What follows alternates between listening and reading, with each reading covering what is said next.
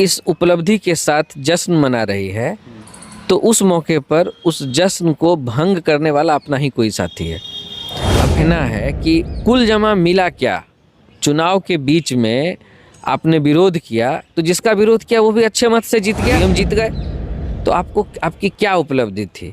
तो रिजल्ट के बाद कुल जमा मिला शून्य। दोनों पिता पुत्र के लिए हिस्से में आया शून्य। अच्छा, डायलॉग भी एक से एक। उन्होंने उस प्रेस कॉन्फ्रेंस में एक लाइन कही, मुझे तो अभी तक उसका कॉन्सेप्ट समझ में नहीं आया। उन्होंने कहा कि नीतीश कुमार जी के हाथों को मजबूत करने के लिए सोनी जी को हराना है, जदयू के प्रत्याशी को हराना है। ये किस राजनीति का हिस्सा था, मुझे समझ में नहीं आया। यदि कोई मनमुटाव था भी तो उसका सही पटल क्या था? एनडीए गठबंधन की बैठक या प्रेस कॉन्फ्रेंस, वो भी चुनाव के बीच में?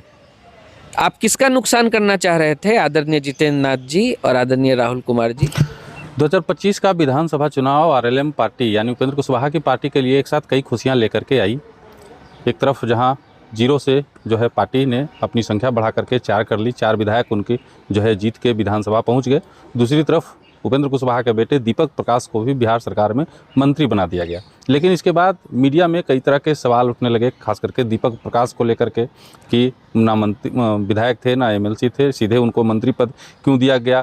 उसके बाद तुरंत ही जो है पार्टी के कई बड़े नेता जो है छोड़ करके पार्टी को जाना शुरू कर दिए।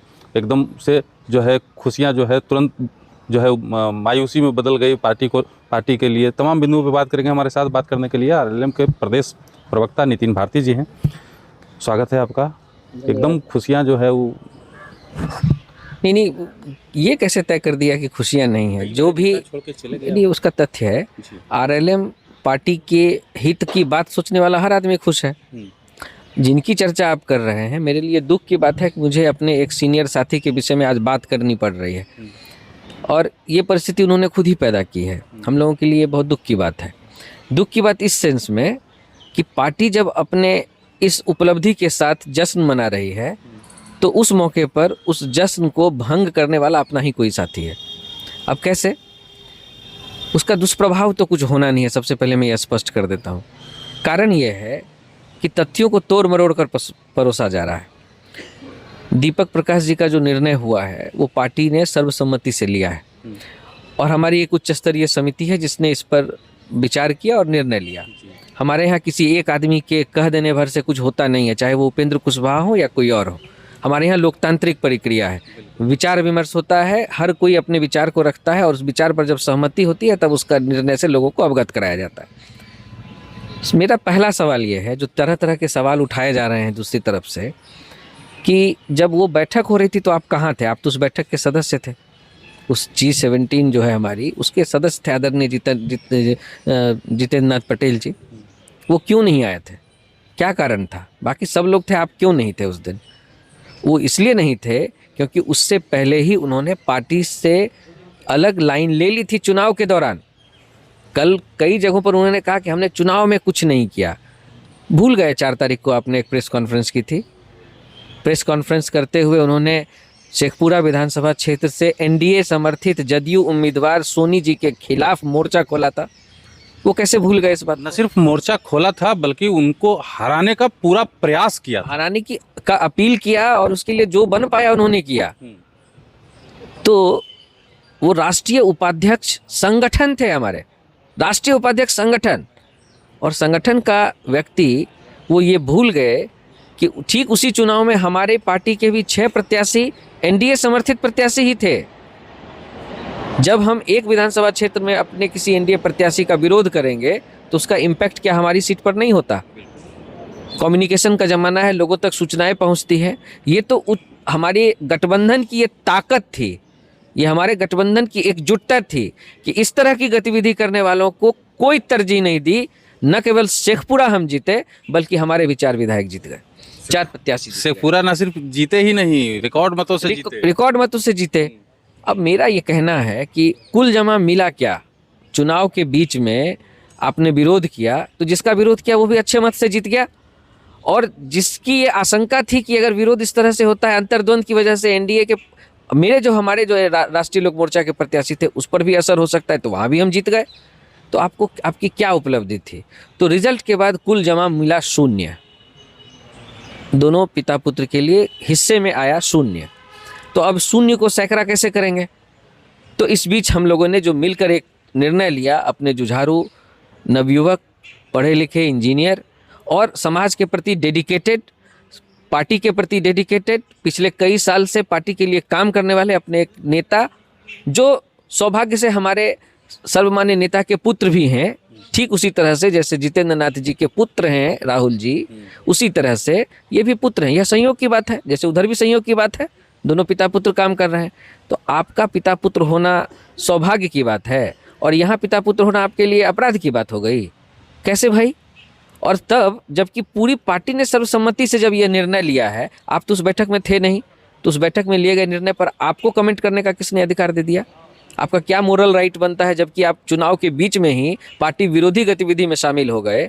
अच्छा, डायलॉग भी एक से एक। उन्होंने उस प्रेस कॉन्फ्रेंस में एक लाइन कही, मुझे तो अभी तक उसका कॉन्सेप्ट समझ में नहीं आया। उन्होंने कहा कि नीतीश कुमार जी के हाथों को मजबूत करने के लिए सोनी जी को हराना है, जदयू के प्रत्याशी को हराना है। ये किस राजनीति का हिस्सा था मुझे समझ में नहीं आया। ये राजनीति का हिस्सा था, सामाजिक विद्वेष पैदा करने की राजनीति का हिस्सा था, ताकि इसका इम्पैक्ट कई जगहों पर जाए। आप शेखपुरा में राजनीति कर रहे हैं, आपने बरबीघा का नाम क्यों लिया? आपने जमुई का नाम क्यों लिया? इसके बारे में बात होनी चाहिए ना। तो देखिए, कुल मिलाकर अफसोस की बात है कि इतने बुजुर्ग नेता, इतने दिनों तक सामाजिक स्तर पर जुड़े रहने वाले लोग, और हमारी पार्टी के भी ग्रोथ में उनका योगदान है। हम लोग इस तरह से कभी नहीं कहेंगे कि उनका कोई योगदान नहीं। ठीक है, आज उनसे जो कुछ भी उन्होंने किया कुछ सोच समझ के किया होगा, लेकिन जब आज पार्टी 3 सदनों में पहुंच चुकी है, एक सदन में पहुंच ही जाएगी, तो अब आपको क्यों तकलीफ हो रही है? सवाल ये तकलीफ क्यों हो रही है? नहीं, इसका जवाब तो वही दे सकते हैं। कल तो बहुत सारा सवाल उन्होंने किया, आज मैं भी सवाल पूछ रहा हूँ, इसका जवाब उनको देना चाहिए कि जब पार्टी को तो हराने का प्रयास हुआ, अगर हम एनडीए प्रत्याशी के विरोध में काम कर रहे हैं कहीं के भी, तो उसका इम्पैक्ट के लिए तैयार रहना चाहिए था। तो संगठन के रूप में मैं ये मान के चलता हूँ कि इतनी समझ तो उनको होगी। तो जब पार्टी जीत कर आ गई, हमारे एक युवा नेता मंत्रिमंडल के सदस्य हो गए, अब वो एमएलसी हो जाएंगे, तो ये तो बहुत सुनहरा मौका होगा ना कि हमारा 1 सदस्य राज्यसभा में, 4 सदस्य विधानसभा में, 1 सदस्य एमएलसी और 1 कैबिनेट में मंत्री। इससे ज़्यादा सुखद क्या हो सकता था किसी पार्टी के राष्ट्रीय उपाध्यक्ष संगठन के लिए? और उस मौके पर उनकी क्या स्थिति है? तो ये किसी पार्टी के हित चाहने वाले किसी व्यक्ति के लिए ये कोई अफसोस का विषय नहीं है। ये परिचय दिया है किसी ने अपना, जो परिचय सामने आया है। उनका भी तो कहना कहीं ना कहीं सही है नितिन जी। अब राजनीति में बेचारे आए हैं, सांसद का चुनाव हुआ, उनको कुछ नहीं मिला, विधायक का चुनाव हुआ, शेखपुरा से उनको लग रहा था कि टिकट मिल जाएगा, वो नहीं मिला, मंत्रियों बना दिए अपना बेटा को, उनको नहीं, देखिए एक बात मैं बताता हूँ, ये तो उनकी भी ठीक है, स्वाभाविक है, होनी भी चाहिए, इसमें कोई आपत्ति नहीं है। क्या इस पार्टी में चुनाव लड़ने की इच्छा रखने वालों की संख्या, उनकी जानकारी में ये होगा कि कम से कम 40 लोग थे जो पूरी तैयारी कर रहे थे, जिसको जहां से मिल जाए, इसी भावधारा के साथ कि गठबंधन होगा तो संख्या तो जितनी होगी वो निर्धारित होगी। और मुझे लगता है कि जिन तमाम महत्वपूर्ण सीटों के लिए प्रयास किया गया होगा हमारी पार्टी की ओर से, उसमें शेखपुरा भी रहा होगा, विचार विमर्श का निश्चित रूप से हिस्सा रहा होगा। यदि किसी कारण वो शेखपुरा हमारे हिस्से नहीं आया, तो इसका मतलब क्या है? इसका मतलब क्या है? और यहीं पर राजनीतिक परिपक्वता का विषय आता है कि वो तमाम लोग 35-36 लोग, हमारे पास तो 6 सीटें आई, तो 34 लोग तो कम से कम होंगे जो हमारी जानकारी में है, जो अलग अलग क्षेत्र में अपनी तैयारी कर रहे थे, लंबे समय से कर रहे थे। 5-5 साल से लोग इंतजार करता है कि ये समय आए तो हम चुनाव लड़ें। उनमें से एक सीट पर इस तरह की गड़बड़ी को छोड़कर किसी दूसरी सीट पर कोई शिकायत क्यों नहीं आई? और वो तमाम चुनाव लड़ने की इच्छा रखने वाले एनडीए प्रत्याशी के साथ मजबूती के साथ क्यों खड़े रहे? यही संगठन भाव है। तो राष्ट्रीय उपाध्यक्ष संगठन के अंदर जो संगठन भाव होना चाहिए था, क्या उसकी पूर्ति हो पाई क्या पार्टी के संदर्भ में? लेकिन उन्हीं से सीखे हुए लोगों ने पूरे पार्टी में, पूरे प्रदेश में उसी संगठन भाव से एनडीए का साथ दिया। और ये मैं नहीं कह रहा हूं, आपके जैसे विशेषज्ञ जो चुनाव का विश्लेषण करते हैं तमाम टीवी चैनलों पर, उनके स्टेटमेंट को मैं कोट करता हूं कि आदरणीय उपेंद्र कुशवाहा जी और उनके समर्थकों के एनडीए में शामिल होने से कम 40 सीटों पर हमारी जीत हुई है, एनडीए की जीत हुई है। लेकिन अब तो जितेंद्र नाथ जी के अलग होने के बाद उनका जो लाखों वोट बैंक है वो तो आपके से ट्रांसफर होकर खबर ये भी है कि महागठबंधन में आरजेडी या कांग्रेस ज्वाइन कर रहे हैं, वहाँ चला जाएगा ना। नहीं वो ठीक है, तो रेफरेंस भी पॉइंट होना चाहिए। 2015 में चुनाव तो लड़े थे, निर्दलीय चुनाव लड़े थे ना 2015 में, तो मेरी जानकारी में 9,882 वोट था, लाखों समर्थक तो नहीं था। भाई सब मिलकर होता है, ये केवल एक व्यक्ति के आधार पर राजनीति नहीं होती है, उसके कई संदर्भ होते हैं। हमारे नेता का नाम होता है, हमारे समर्थकों का नाम होता है, हमारे गठबंधन का नाम होता है। जब ये सारे कंपोनेंट मिलते हैं तब कोई विजेता बनता है, तो सोनी विजेता हैं क्योंकि उनके साथ वो सारा कंपोनेंट है। लेकिन आपने कौन सी राजनीति की? ये किस तरह की राजनीति है? यदि कोई मनमुटाव था भी तो उसका सही पटल क्या था? एनडीए गठबंधन की बैठक या प्रेस कॉन्फ्रेंस, वो भी चुनाव के बीच में? आप किसका नुकसान करना चाह रहे थे? आदरणीय जितेंद्र नाथ जी और आदरणीय राहुल कुमार जी किसका नुकसान करना चाह रहे थे? जिसका भी चाह रहे हो, लेकिन हम तो जीत गए। राष्ट्रीय लोक मोर्चा के कार्यकर्ताओं की मेहनत रंग लाई और एनडीए गठबंधन की एकता ने रंग दिखा दिया और हम सीटों पर जीत हासिल करके आए, हम मंत्रिमंडल में शामिल हुए। तो इस उपलब्धि के बाद विचार किसको करना चाहिए, मैं हाथ जोड़कर विनती करता हूं। और सबसे दुखद पक्ष, मुझे तो इस बात की कहीं से उम्मीद भी नहीं थी, सच पूछिए तो। अब ये मक्खी और खाने वाला जो मामला चला रहे हैं ये 2-3 दिन से, मुझे तो समझ में नहीं आता कि भाई साधारण 5वीं कक्षा में पढ़ने वाला बच्चा भी हिंदी के मुहावरे जानता है, हिंदी के मुहावरे जानता है। अब कल को कोई कहे कि हाथी चले बाजार और जो भी है पूरी लाइन अच्छा नहीं लगता है बोलना, तो इसका मतलब कोई कहेगा कि हमको जानवर कह दिया। अरे वो रेफरेंस है, उदाहरण है। खाना खाते हुए अगर मक्खी गिरेगी तो मक्खी के साथ खा जाइएगा, ये मक्खिया को हटा दीजिएगा। भाई वाह, ये क्या कह रहे हैं भाई राहुल जी? समझ में ही नहीं आ रहा है हमको बिल्कुल भी। कहने का मतलब ये है, अच्छा खाने को किस मानसिकता का शिकार है कोई कि खाने को हड़पने से जोड़ रहा है और मक्खी को कार्यकर्ता से जोड़ रहा है, हमारे जीते हुए एमएलए को जोड़ रहा है। देखिए मकसद क्या है, यहीं पर राजनीतिक गंदगी साफ साफ दिखाई देती है कि आप यहाँ के कार्यकर्ताओं को भड़का रहे हैं। जब आप शून्य पर आ गए पूरे चुनाव रिजल्ट के बाद, क्या कहा था उस प्रेस कॉन्फ्रेंस में? किसी भी कीमत पर नीतीश कुमार जी को मुख्यमंत्री नहीं बनाएंगे, बन गए। आप तो हर तरह से शून्य पर हैं। आपकी राजनीतिक सोच क्या थी उसका उदाहरण तो आपने खुद दे दिया।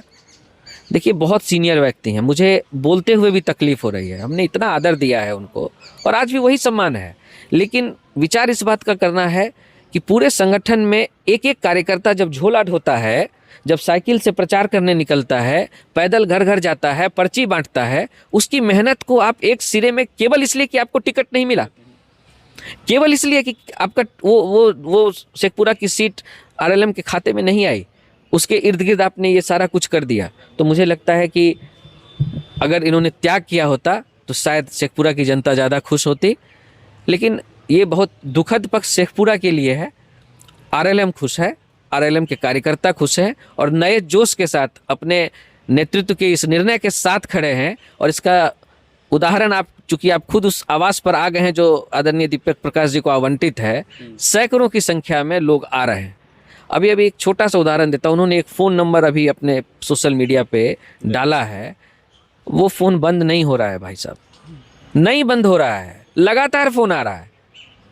अपनी उम्मीदों को लोग रख रहे हैं, अपनी आकांक्षाओं को लोग रख रहे हैं। तो ये सर्टिफिकेट कौन देगा कि हमने सही नेता चुना या गलत नेता चुना?